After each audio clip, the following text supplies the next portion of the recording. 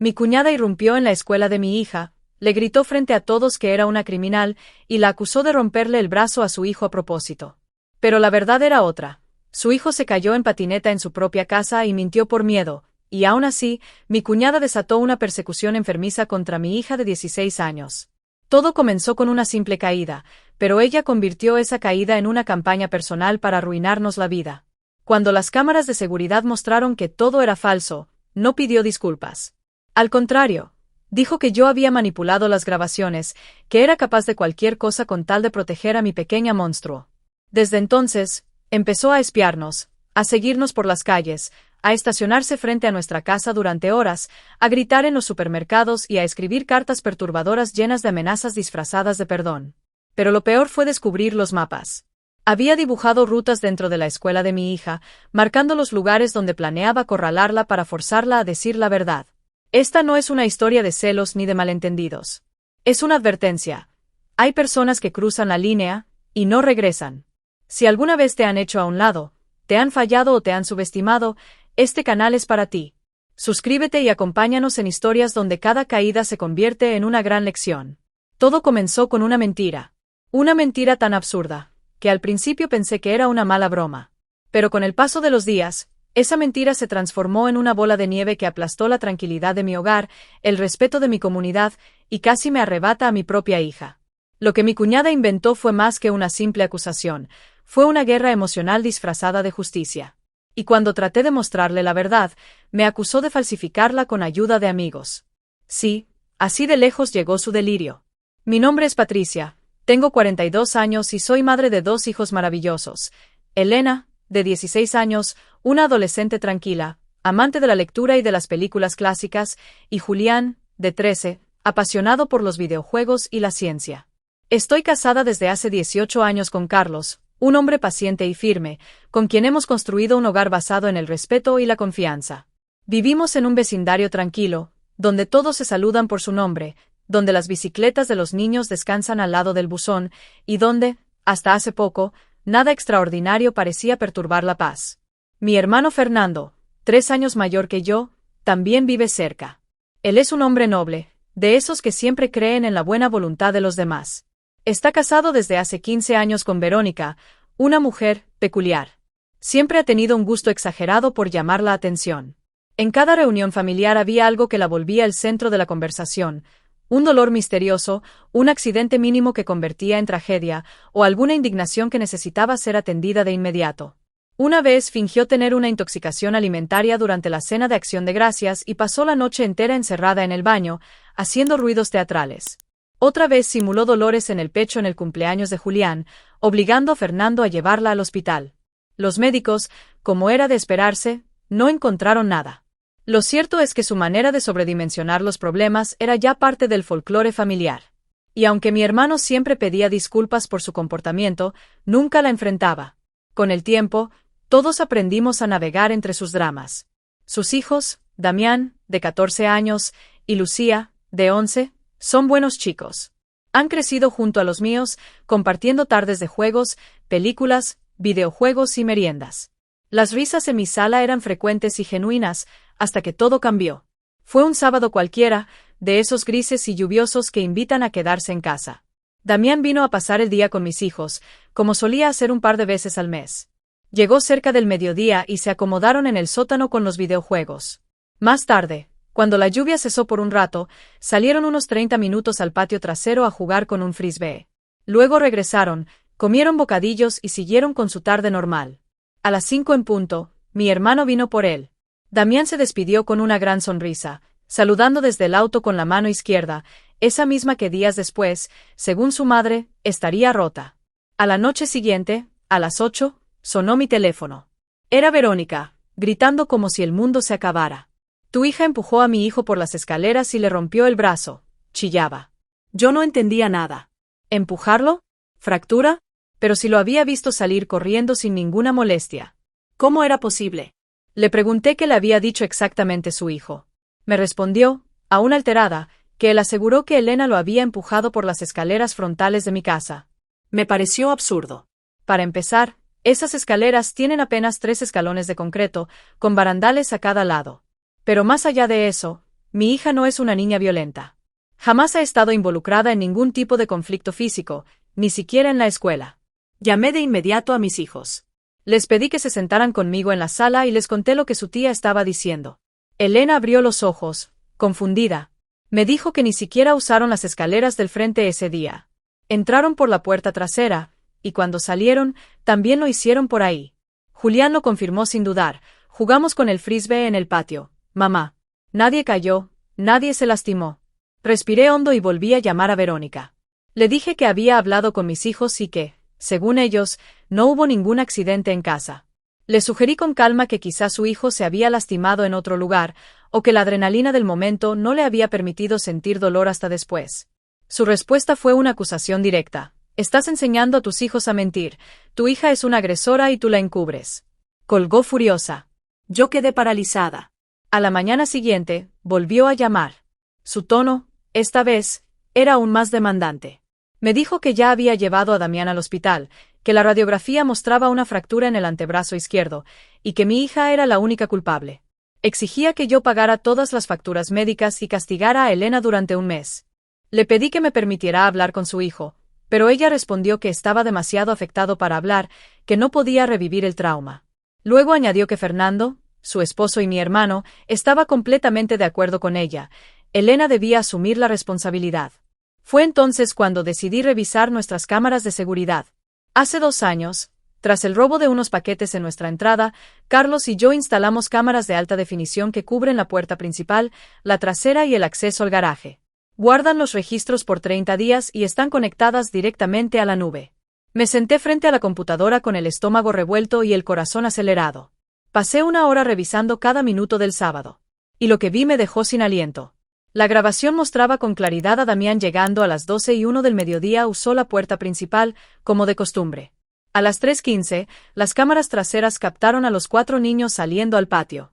Durante casi media hora se les ve jugar con un frisbee, reír, correr, sentarse en el piso a conversar. Nada fuera de lo normal, nada que indicara una lesión o tensión entre ellos. A las 3:43, regresan al interior de la casa, siempre por la puerta trasera. Luego, a las 5:02 de la tarde, la cámara frontal muestra a Damián saliendo con Fernando, caminando erguido, tranquilo, y saludando con su brazo izquierdo. Sí, el mismo que, según Verónica, estaba fracturado. Ahí estaba la prueba. No había empujón, ni caída, ni siquiera una mala pisada. Todo grabado. Todo sellado con hora, fecha y almacenado por el proveedor en la nube. Descargué los clips en una memoria USB y llamé a Verónica con la esperanza ingenua de que se sintiera aliviada. Que viera la verdad y se diera cuenta de su error. Pero no fue así. Cuando le conté que tenía las grabaciones que mostraban a su hijo sano, sin ninguna señal de lesión, se enfureció. Su voz temblaba de rabia. Seguro las editaste. Tienes tiempo y contactos para eso. Todo eso se puede manipular, hasta un video. No lo podía creer. La mujer que una vez fingió un dolor de pecho para evitar lavar los platos, ahora me acusaba de conspirar contra ella, con ayuda de empresas tecnológicas. Intenté razonar.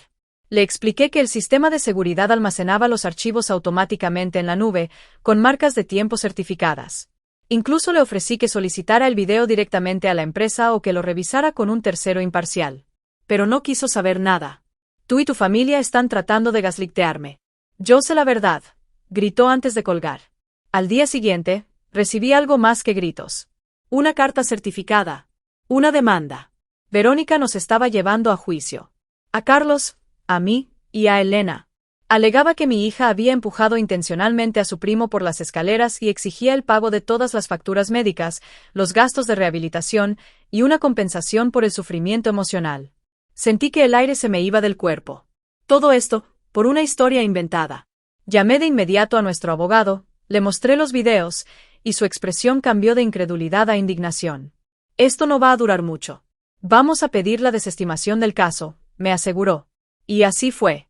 A la semana, el abogado de Verónica retiró la demanda. Según supe, había revisado el video y se dio cuenta de que era imposible sostener la historia ante un juez. Pensé que todo terminaría ahí. Que con la evidencia clara, ella recapacitaría y pediría disculpas. Pero no.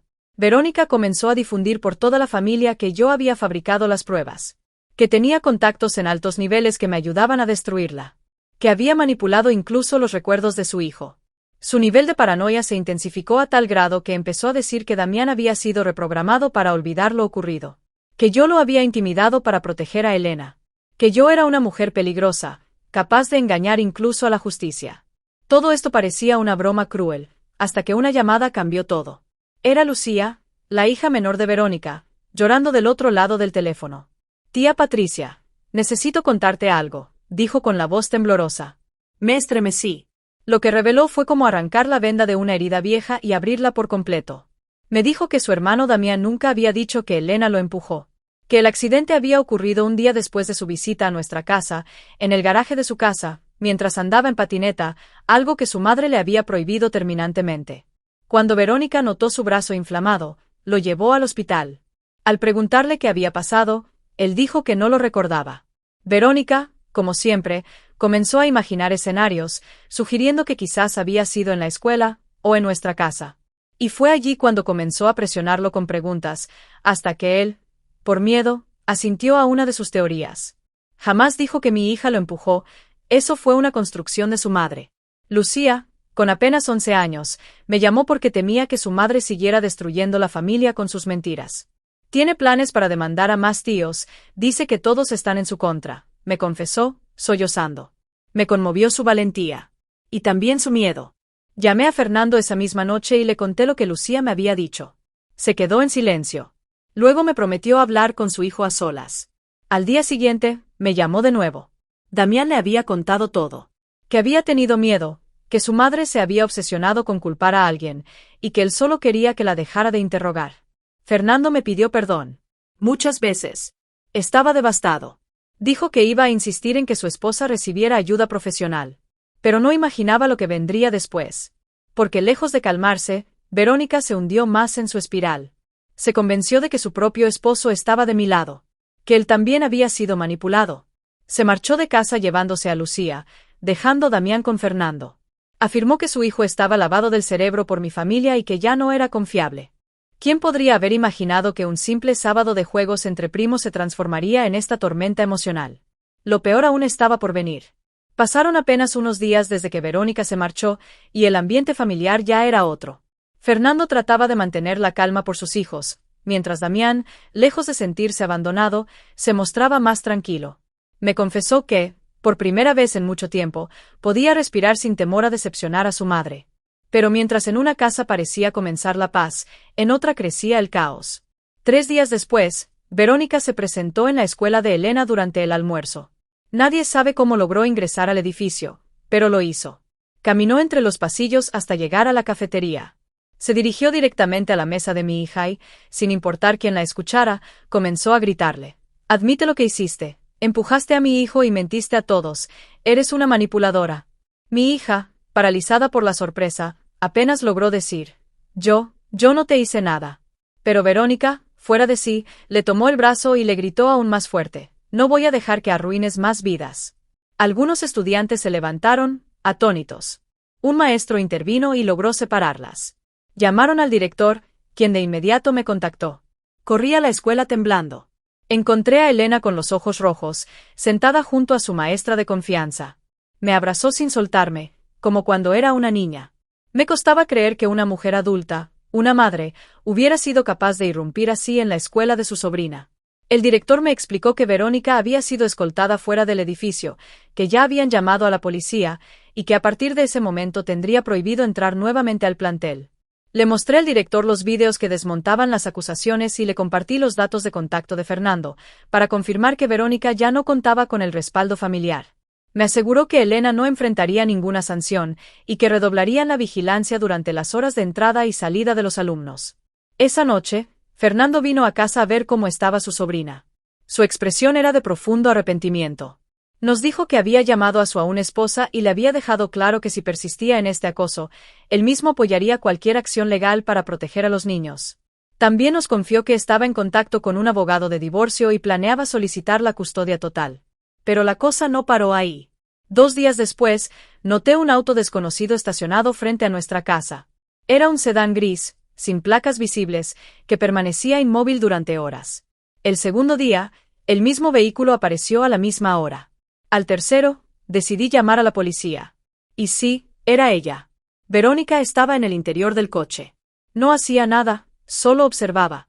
Tenía el rostro inexpresivo, pero su presencia hablaba más fuerte que cualquier palabra. Al día siguiente, otro incidente. Esta vez en el supermercado.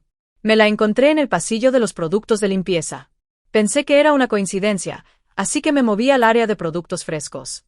Minutos después, ahí estaba, a 6 metros detrás de mí. Cuando llegué a la caja, se formó justo detrás. Solo llevaba un paquete de chicles. Comenzó a hablar en voz alta. Qué fácil es falsificar pruebas. Qué fácil engañar a todos. Las personas en la fila se giraban a mirar. Yo, temblando, pagué y me fui directamente al coche. Ella me siguió, hablando sola, como si estuviera dando un discurso. Me subí, aseguré las puertas y llamé a Fernando. Él volvió a llamarla, esta vez más firme que nunca. Me contó que su hermana, Lucía, le había confesado que Verónica pasaba las noches despierta, buscando información en Internet sobre cómo manipular vídeos de seguridad. Llenaba cuadernos con teorías, hipótesis y planes. Estaba convencida de que yo tenía conexiones con empresas tecnológicas y hasta con políticos. Que tenía poder para influir en la policía, en las escuelas y en su propia familia. Su obsesión ya no era solo con Elena, era conmigo. Ante esto, Fernando presentó una solicitud de orden de restricción. Juntó declaraciones del colegio, registros de mis reportes por acoso, evidencia de sus acusaciones infundadas y hasta la evaluación psicológica preliminar que sugería un quiebre con la realidad. En menos de una semana, el juez nos otorgó la orden. Verónica no podría acercarse a menos de 150 metros de mi familia, nuestra casa ni la escuela de los niños. Pero una orden legal no detiene a quien ha perdido el juicio. A las 48 horas de emitida, Verónica apareció afuera de la escuela. No se acercó directamente, pero siguió a mi hija por 3 cuadras, gritándole cosas como te estoy vigilando. Y di la verdad de una vez. Elena, aterrada, se refugió en una cafetería cercana con unas amigas y me llamó llorando. La policía tomó nota, reforzó patrullajes, pero aún no había detención. No todavía. 3 días después, llegó a mi casa. Se paró frente a la puerta, con una carpeta en la mano. No tocó el timbre. Solo miró directamente a la cámara. Yo, al otro lado, la observaba desde el monitor con el corazón helado. Luego se agachó, deslizó la carpeta bajo la puerta y se marchó. Esperé a que llegara la patrulla antes de tocarla. Dentro había fotos familiares impresas, y en cada una había rodeado con marcador rojo el rostro de mi hija, escribiendo palabras como mentirosa y culpable. También había una carta manuscrita dirigida a Elena, donde decía que entendía que estaba mintiendo obligada por sus padres, pero que aún podía salvarse si confesaba la verdad. Ese fue el punto de quiebre para la policía. Finalmente, Verónica fue arrestada en casa de su hermana, acusada formalmente de violar la orden de restricción, acoso y hostigamiento. Pero lo peor estaba por revelarse. Tras el arresto, salieron a la luz detalles escalofriantes. La hermana de Verónica entregó a las autoridades varios cuadernos donde ella había documentado planes minuciosos para desenmascarar a mi hija. Había investigado su rutina diaria, los nombres de sus profesores, mapas del colegio, puntos de entrada y salida, incluso había marcado los sitios exactos donde pensaba confrontarla. Junto con eso, presentó artículos médicos sobre fracturas, impresiones de radiografías, supuestos testimonios escritos a mano de personas imaginarias que habían visto a mi hija empujar a su primo. Todo era una construcción obsesiva. Una novela macabra escrita por una mente al borde del colapso. El juez no dudó. La orden de alejamiento fue extendida por 5 años, cubriendo a todos los miembros de mi familia, incluyendo a Fernando y sus hijos. Pero más importante aún, Verónica fue internada involuntariamente en un centro psiquiátrico, donde continúa hasta el día de hoy. ¿La razón? La evaluación final fue clara. Representaba un peligro real para nosotros y para ella misma. Durante estos años, mi hermano ha reconstruido su vida. El divorcio fue definitivo y obtuvo la custodia total de Damián y Lucía. Con el tiempo, volvió a sonreír. Incluso comenzó una relación con una maestra de la escuela de su hijo. Los niños, por su parte, han seguido adelante. A pesar de todo, los primos siguen siendo cercanos, como antes. Como si la locura de los adultos no pudiera romper un lazo tan genuino. Nosotros también seguimos adelante, aunque con más cautela. Elena volvió a ser la joven alegre que solía ser, pero hay cicatrices invisibles que aún sanan. Julián también aprendió una dura lección sobre los límites y la protección familiar. Y yo aprendí que incluso quienes deberían cuidarnos, pueden volverse peligrosos cuando se niegan a aceptar la verdad. Hoy, Verónica sigue internada. Sus delirios han tomado rumbos aún más extraños. Dice que Donald Trump me ayudó a falsificar el video de seguridad, que pertenecemos a redes de poder internacionales, e incluso que yo quería llevarme a sus hijos a la isla de Epstein. Su hermana, que aún la visita, nos ha dicho que sigue convencida de que somos parte de una conspiración global. Y aunque suena locura, también da miedo. Porque si algo aprendí de esta pesadilla, es que la delgada línea entre una persona excéntrica y una mente peligrosamente desequilibrada puede romperse en cualquier momento. Y cuando se rompe, quienes terminan pagando, somos los inocentes. Gracias por acompañarme hasta el final de esta historia. Si te ha parecido increíble, o si alguna vez viviste algo parecido, me encantaría leer tu opinión en los comentarios. No olvides suscribirte, regalarnos un me gusta y activar la campanita de notificaciones para que no te pierdas nuestras próximas historias. Compártelo con amigos y familiares, porque quizá más personas de las que imaginas están lidiando con dramas silenciosos, como este. Te leo en la caja de comentarios.